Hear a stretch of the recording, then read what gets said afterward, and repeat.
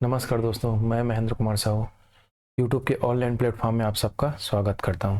तो आज हम देखेंगे छात्रावास अधीक्षक के पाठ्यक्रम के स्वरूप। इसके अंतर्गत हम देखेंगे बाल मनोविज्ञान। इस बाल मनोविज्ञान के इस प्रश्न पत्र में 10 अंक के कुल 10 प्रश्न होंगे, जिसमें आपका होगा शिक्षा एवं मनोविज्ञान, बुद्धि, व्यक्तित्व की अवधारणा, व्यक्तित्व भिन्नता, समावेशी शिक्षा, सृजनात्मक एवं निर्देशन एवं परामर्श। यहाँ से आपका क्वेश्चन पूछे जाएंगे और ये जो क्वेश्चन पूछे जाएंगे आपको पहले ही बता चुका हूँ, 10 अंक के 10 प्रश्न होंगे। तो सबसे पहले हम चर्चा करेंगे शिक्षा एवं बाल मनोविज्ञान। चलिए देखते हैं शिक्षा एवं बाल मनोविज्ञान। तो दोस्तों, इससे पहले आप लोग वीडियो को लाइक एवं सब्सक्राइब कर दीजिएगा, धन्यवाद। चलिए आगे बढ़ते हैं। चलो यहाँ पे देखेंगे शिक्षा मनोविज्ञान। तो शिक्षा मनोविज्ञान का हम बात करेंगे तो प्राचीन समय से वर्तमान तक के, या फिर हम बोल सकते हैं कि दर्शन शास्त्र के समय से लेकर 20वीं शताब्दी तक इसके परिभाषा में बहुत सारे चेंजेस देखने को मिला है। तो इसमें हम देखेंगे शिक्षा मनोविज्ञान। सबसे पहले हम चर्चा करेंगे शिक्षा मनोविज्ञान में मनोविज्ञान का। तो मनोविज्ञान को प्रारंभ में दर्शन शास्त्र का अंग या शाखा माना जाता था और मनोविज्ञान शब्द के प्रयोग सर्वप्रथम हम देखेंगे तो 1950 ईस्वी में रुडोल्फ गोयलक ने किया था। और मनोविज्ञान अंग्रेजी रूपांतरण साइकोलॉजी का है। साइकोलॉजी का बात करेंगे तो ये साइकोलॉजी गैरेट के अनुसार हम देखेंगे तो लैटिन भाषा के शब्द है, कहीं कहीं हमको मिलता है ग्रीक भाषा। तो ये ग्रीक भाषा क्यों मिलता है इसके बारे में हम आगे चर्चा करेंगे। तो चलिए आइए देखते हैं हम साइकोलॉजी को। तो साइकोलॉजी जो है दो शब्दों से मिलकर बना है, साइक एवं लॉगिस। साइक का अर्थ होता है सोल अर्थात आत्मा, और लॉगिस का अर्थ होता है स्टडी अर्थात अध्ययन करना। तो दोनों को हम जब मिलाते हैं साइक और लॉगिस को तो बनता है साइकोलॉजी। और यहाँ पे साइक जो है ग्रीक भाषा के शब्द है, इसी कारण हमको कहीं कहीं लैटिन भाषा ना देख के ग्रीक भाषा के रूप में मिलता है। तो ये आपका साइक क्या है, ग्रीक भाषा। तो यहाँ पे हम देखेंगे तो इससे क्या परिभाषा बन रहा है, साइक और लॉगिस को जोड़ेंगे तो क्या बनेगा हम लोग साइकोलॉजी, और इसका अर्थ होगा आत्मा का अध्ययन करना। तो यहाँ पे हम देखेंगे आदि मनोविज्ञान या प्राचीन समय में मनोविज्ञान का अर्थ जो होता था आत्मा का अध्ययन, और जो ये परिभाषा था आत्मा का अध्ययन, ये आपका 16वीं शताब्दी तक के चला है। आदि मनोविज्ञान के जनक के रूप में हम देखेंगे तो दर्शन शास्त्री अरस्तु को माना जाता है आदि मनोविज्ञान के जनक। चलिए उसके बाद आगे देखते हैं हम लोग शिक्षा मनोविज्ञान। शिक्षा मनोविज्ञान के बारे में बात करेंगे हम यहाँ पे।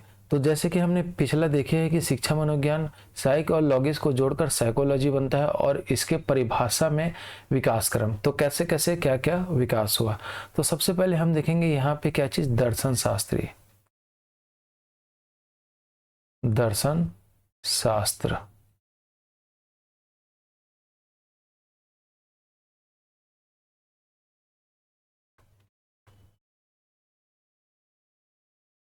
दर्शन शास्त्र से लेकर आपका काल से लेकर हम देखेंगे 15वीं शताब्दी तक के क्या कहलाया है, आत्मा का अध्ययन।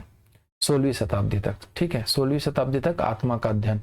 और इसके समर्थक में रहे हैं दर्शन शास्त्री अरस्तु, सुकरात, प्लेटो, डेकार्त, इन लोग इसके समर्थन में रहे हैं। तो हम देखेंगे तो इसके बाद 16वीं शताब्दी के बाद देखेंगे 17वीं से 18वीं शताब्दी तक के मन मस्तिष्क का विज्ञान। तो यहाँ पे अगर बात करेंगे साइकोलॉजी या मनोविज्ञान का, 17वीं 18वीं शताब्दी में मन मस्तिष्क का विज्ञान अर्थात मन मस्तिष्क की क्रियाएं। यहाँ पे मन मस्तिष्क की क्रिया अर्थात हम कह सकते हैं कि वैचारिकता पर आधारित होता था मन मस्तिष्क या मन विज्ञान, माइंड। और इसके समर्थक थे आपका कौन, पॉमलॉजी इटली के थे, थॉमस रीड, टिचनर इसके समर्थक थे। और ये जो मन मस्तिष्क की क्रियाएं की बात करेंगे तो ये 8वीं शताब्दी तक ही था।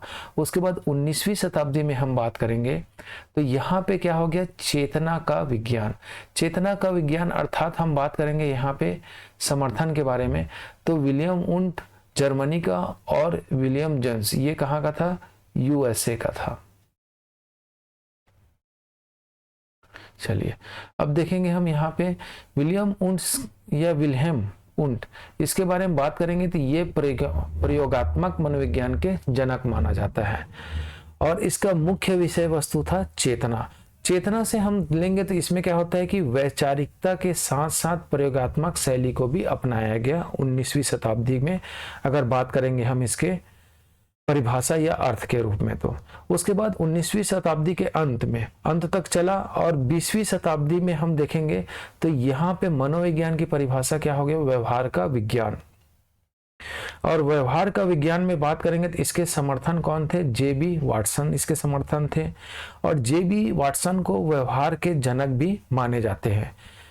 व्यवहार का विज्ञान को आधुनिक विज्ञान मनोविज्ञान कहा जाता है। इसको ध्यान रखना है आपको, व्यवहार के विज्ञान को आधुनिक मनोविज्ञान कहा जाता है और इसका मुख्य विषय वस्तु था व्यवहार व चेतना। चलिए अब हम बात करेंगे यहाँ पे आधुनिक मनोविज्ञान के जनक। तो यहाँ पे दो लोगों को लेना है, विलियम वुंट और विलियम जेम्स को माना जाता है। जैसे कि मैं पहले ही बता चुका हूं आपको कि प्राचीन मनो या आदि मनोविज्ञान के जनक कौन थे, तो यहाँ पे अरस्तु के लेना है। और आधुनिक मनोविज्ञान के जनक के बारे में बात करेंगे तो दो लोगों को लेना है हमको, कौन, आपका विलियम वुंट या विल्हेम वुंट और विलियम जेम्स। आपको वुंट और जेम्स को याद रखना है। तो चलिए इसके बाद हम देखते हैं मनोविज्ञान की परिभाषा है। तो मनोविज्ञान की परिभाषा के अंतर्गत हम देखेंगे यहाँ पे, तो सबसे पहले हम देखेंगे विकास क्रम। विकास क्रम कहने का मतलब जैसे कि हमने देखे 16वीं शताब्दी तक के क्या था, आपका आत्मा का अध्ययन, 17वीं 18वीं शताब्दी में मन मस्तिष्क का अध्ययन था, 19वीं शताब्दी में चेतना का विज्ञान और 20वीं शताब्दी में व्यवहार का विज्ञान, ये सब था।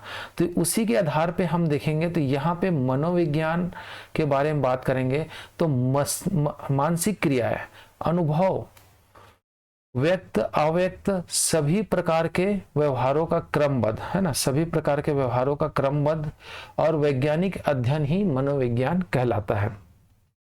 तो इसमें देखेंगे हम व्यवहारवादी का मनोविज्ञान वुडवर्थ के शब्दों में। तो यहाँ पे मनोविज्ञान, है ना, वातावरण के संपर्क में होने वाले मानव व्यवहारों का विज्ञान है। अर्थात हम कह सकते हैं कि यहाँ पे जैसे कि घर परिवार में आपका व्यवहार अलग होता है, स्कूल में आपका व्यवहार अलग होता है, ऑफिस में अलग होता है। तो ये सब जो आपका घर का वातावरण, ऑफिस का वातावरण और स्कूल कॉलेज का वातावरण, ये सब वातावरण के संपर्क में होने वाले मानव व्यवहारों का विज्ञान कहा गया है। किसके शब्दों में, वुडवर्थ के अनुसार। इसके बाद हम देखेंगे वीएफ स्किनर के शब्दों में हम बात करेंगे तो मनोविज्ञान शिक्षा का आधारभूत विज्ञान है। क्या है, मनोविज्ञान शिक्षा का आधारभूत विज्ञान है। ये किसके, स्किनर ने कहा था। और यहीं पे हम देखेंगे गैरिसन के अनुसार बात करेंगे तो मनोविज्ञान का संबंध प्रत्यक्ष व्यवहार से संबंधित है। किससे, मानव के प्रत्यक्ष व्यवहार से संबंधित होता है। और यहीं पे हम देखेंगे मैकडुलक के शब्दों में। तो मैकडुलक के शब्दों में हम बात करेंगे यहाँ पे तो आचरण एवं व्यवहार का यथार्थ विज्ञान। क्या चीज, आचरण एवं व्यवहार का यथार्थ विज्ञान ही क्या कहलाता है, आपका मनोविज्ञान कहलाता है। ठीक है, चलिए आगे देखते हैं हम अब यहाँ पे।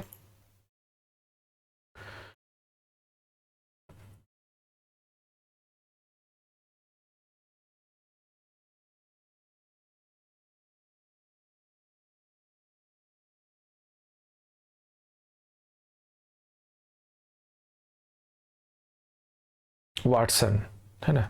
चलिए तो हम देखेंगे वाटसन। तो वाटसन ने मनोविज्ञान को व्यवहार के धनात्मक विज्ञान के रूप में परिभाषित किया है ना। यहाँ पे क्या किया है, धनात्मक विज्ञान के रूप में परिभाषित किया है। मनोविज्ञान अगर आगे बात करेंगे मनोवैज्ञानिक मोंगर के अनुसार तो इसमें मानव एवं पशु व्यवहार का विज्ञान का है। क्या क्या है इसमें, मानव एवं पशु व्यवहार का विज्ञान ही मनोविज्ञान कहलाता है। इसके बाद आगे देखेंगे क्रो एंड क्रो के शब्दों में। तो मनोविज्ञान मानव व्यवहार और मानव संबंधों का विज्ञान है। तो सभी लोगों ने व्यवहार से संबंधित ही अपना परिभाषा दिया है, इस चीज को ध्यान रखना है। बस कुछ स्पेसिफिक शब्द जो बोले हैं उसको याद रखना है, जैसे कि मानव एवं पशु व्यवहार का विज्ञान किसने कहा है, मोगर ने। क्रो एंड क्रो ने कहा क्या है, मानव व्यवहार और मानव संबंधों का विज्ञान क्या है। तो ये जो शब्द है इसको आपको ध्यान रखना है, ठीक है, क्योंकि इसके बाद जैसे ही ये चैप्टर कंप्लीट होगा इसके बाद हम लोग कुछ ऑब्जेक्टिव क्वेश्चन सॉल्व करेंगे जिससे आप लोग को और क्लियर होगा। बस आप लोग वीडियो चैनल को सब्सक्राइब एवं लाइक कर दीजिए ताकि आपको नए वीडियो जैसे आएगा आपको मिलते रहेगा। चलिए आगे देखते हैं हम।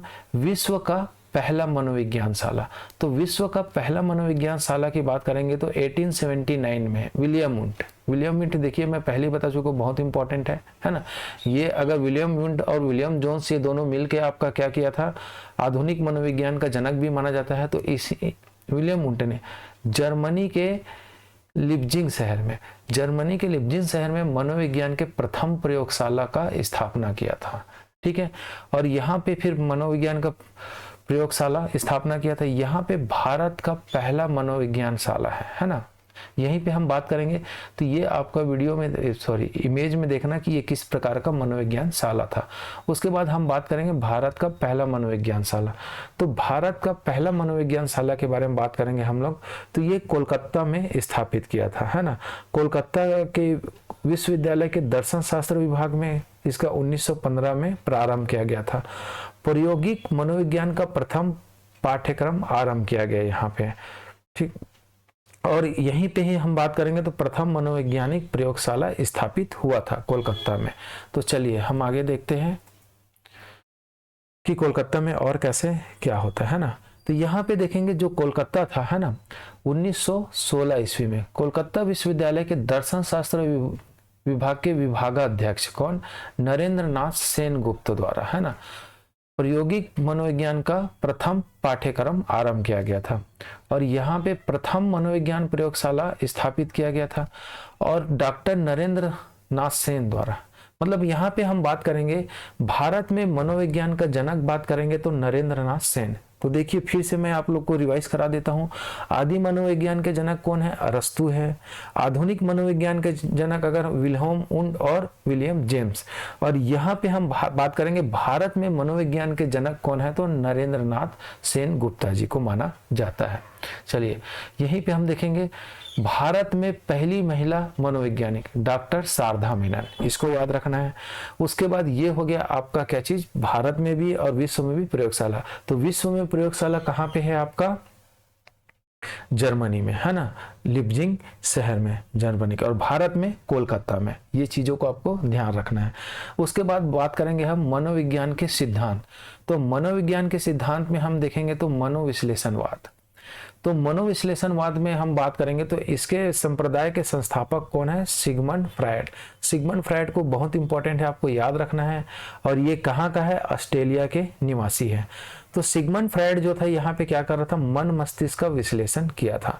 मन मस्तिष्क का विश्लेषण किया था और मन को इसने 3 प्रकार बताया था। मतलब 3 टाइप के हमारे मन होते, इसके बारे में भी इसने बताया था।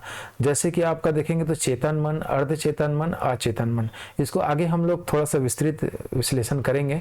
आपको ये याद रखना है यहाँ पे कि मनोविश्लेषणवाद के जनक या फिर संस्थापक कौन है, तो सिगमंड फ्रायड, है ना। मन मस्तिष्क का विश्लेषण किया था इसने। और इसमें सिगमंड फ्रायड है ना के अनुसार हम बात करेंगे तो यहाँ पे मानव व्यवहार और व्यक्तित्व, अचेतन इच्छाओं, द्वंद्वों का गति, है ना, गतिशील प्रदर्शन, इनके अनुसार मानव स्वभाव के आनंद प्राप्ति की इच्छाओं की संतुष्टि के लिए अभिप्रेरित बताया गया है। तो ठीक है, आपको याद रखना है। उसके बाद हम लोग बात करेंगे यहाँ पे, देखिए इसमें क्या है, सिगमंड फ्रायड जो है मनोविश्लेषणवाद के जनक कहा गया है। तो मनोविश्लेषणवाद में हम मुख्य रूप से क्या चीज को याद रखना है, सिगमंड फ्रायड इसके संस्थापक थे, ऑस्ट्रेलिया के निवासी थे और इसने मन मस्तिष्क का विश्लेषण किया था, है ना। और इसी को आपको मनोविश्लेषणवाद के जनक माना जाता है। ये पॉइंट को आपको ध्यान रखना है। तो चलिए आगे देखते हैं हम इसमें। तो फ्रायड के अनुसार, है ना। अब यहाँ पे देखेंगे फ्रायडियन सिद्धांत। तो फ्रायडियन सिद्धांत में बात करेंगे तो इसमें 3 घटक बताया है। 3 घटक कौन कौन से, पहला ईद, दूसरा अहंकार जिसको ईगो बोलते हैं, तीसरा आपका क्या है, सुपर ईगो। तो यहाँ पे हम बात करेंगे ईद में जो होता है, इसमें व्यक्तित्व का सबसे आदिम हिस्सा है। आदिम हिस्सा अर्थात इसमें सभी बुनियादी इच्छाओं का स्रोत है। बुनियादी इच्छा का स्रोत कहने का मतलब जैसे भूख लगना, प्यास लगना, यौवन, है ना, ये सारे चीज आपका इसके अंतर्गत आता है, ईद के अंतर्गत आता है। जैसे कि हम कह सकते हैं ईद पूरी तरह से अचेतन है, सभी कामुक ऊर्जा स्रोत के रूप में कार्य करता है ना। और इसमें उदाहरण के रूप में जैसे कि मैं बताया कि इसमें आपका क्या है, आदिम हिस्सा है, सभी बुनियादी इच्छा, भूख, प्यास, यौवन, ये सारे इत्यादि जो है इसके अंतर्गत आएगा। अहंकार या ईगो, इसमें क्या होता है हम देखेंगे तो व्यक्तित्व को वह घटक है जो वास्तविकता से निपटता है और यह सुनिश्चित करने में मदद करता है कि आईडी की मांग यथार्थवादी, सुरक्षित और सामाजिक रूप से स्वीकार्य तरीके से पूरी हो। मतलब इसमें क्या होना चाहिए कि आईडी, अपनी जो पहचान है, ये सुरक्षित और सामाजिक रूप से स्वीकार्य हो, ऐसे है ना, इस तरीके से पूरी हो तो उसे हम अहंकार कहेंगे या ईगो कहेंगे। जैसे मान के चलो कि हम जो भी कार्य कर रहे हैं उसको हमारे समाज द्वारा क्या हो, स्वीकार्य होना चाहिए और सुरक्षित होना चाहिए। इसी चीज को हम क्या कहेंगे, अहंकार या ईगो के अंतर्गत। उसके बाद फिर हम बात करेंगे सुपर ईगो। तो इसमें व्यक्तित्व को वह हिस्सा है जो उन सभी आंतरिक नैतिक और मानकों को धारण करता है जिसमें हम है ना धारण करता है। और ये सब हम बात करेंगे तो अपने माता पिता, परिवार, समाज से सीखते हैं। जैसे हम उदाहरण के रूप में समझ सकते हैं कि परिवार में सीखते हैं या समाज में सीखते हैं हम कि चोरी नहीं करना चाहिए, चोरी करना गंदी बात होता है, झूठ बोलना गंदी बात होता है, हमको झूठ नहीं बोलना चाहिए। ये सारी चीजें हमारे सुपर ईगो के अंतर्गत आता है। तो चलिए हम लोग आगे देखते हैं, है ना। चलिए इसके बाद जैसे कि हमने देखे थे कि आपका विश्लेषणवाद, है ना, मनोविश्लेषणवाद देखे थे। उसमें बताया था कि फ्रायड ने क्या किया था, 3 टाइप के मन, मतलब मन मस्तिष्क का विश्लेषण किया था। तो यहीं पे हम बात करेंगे जो विश्लेषण में यहाँ पे 3 टाइप, फ्रायड ने 3 टाइप के मन को या माइंड को बताया है।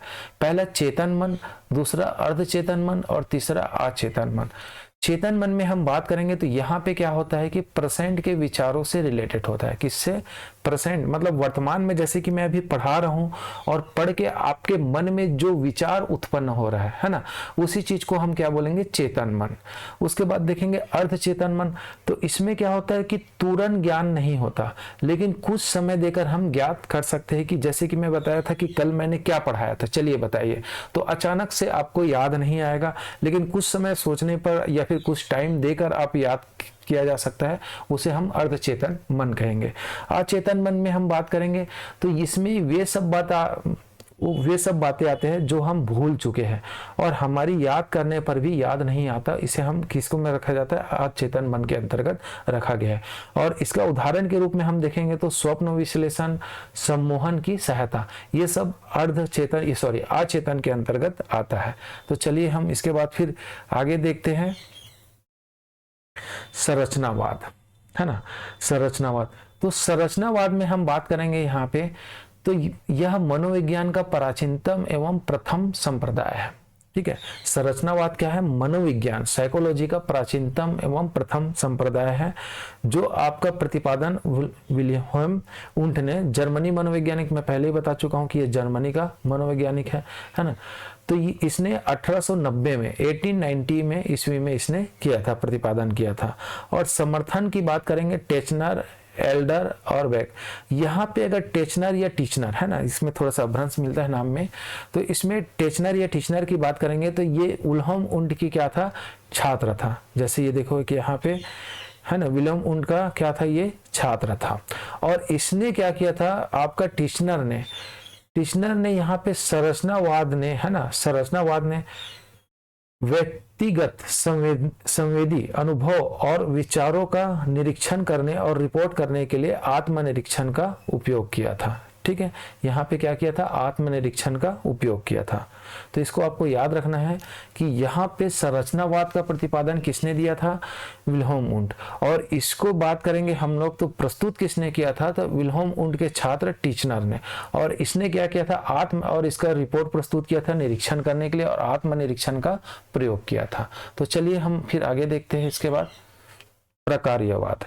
तो प्रकार्यवाद में हम बात करेंगे तो यहाँ पे क्या हो रहा है, प्रकार्यवाद में विलियम जोन्स, है ना, प्रतिपादन किसने किया था, विलियम जोन्स। और संस्थापक, देखिए इसमें क्या होता है, संस्थापक और प्रतिपादन लगभग सेम होता है, थोड़ा सा शब्दों में अंतर होता है। तो यहाँ संस्थापक कहने का मतलब जॉन डेवी ने किया था, और प्रतिपादन मतलब इसका प्रचार प्रसार या फिर इसका अस्तित्व को लोगों में पहचान दिलाया था विलियम जेम्स ने 1895 ईस्वी में। ठीक है, तो हम बात करेंगे संरचनावाद। तो तो संरचनावाद संप्रदाय है ना, यहाँ पे प्रकारवाद, तो ये दोनों में देखो, इससे पहले हम देखे थे संरचनावाद। तो संरचनावाद का अगर बात करूंगा मैं यहाँ पे, तो इसका मतलब आपका प्रतिपादन किसने किया था? विल्हेम वुंश ने। तो विल्हेम वुंश का संरचनावाद का इसने क्या किया था? प्रबल आलोचना किया। किसने? विलियम जेम्स ने। विलियम जेम्स ने इसका क्या किया? आलोचना किया। और 1895 में हार्वर्ड विश्वविद्यालय है ना, हार्वर्ड विश्वविद्यालय में विलियम अनौपचारिक रूप से प्रकार्यवाद का मतलब क्या किया? यहाँ पे प्रतिपादन किया। और इस समुदाय का मूल विषय वस्तु था चेतना।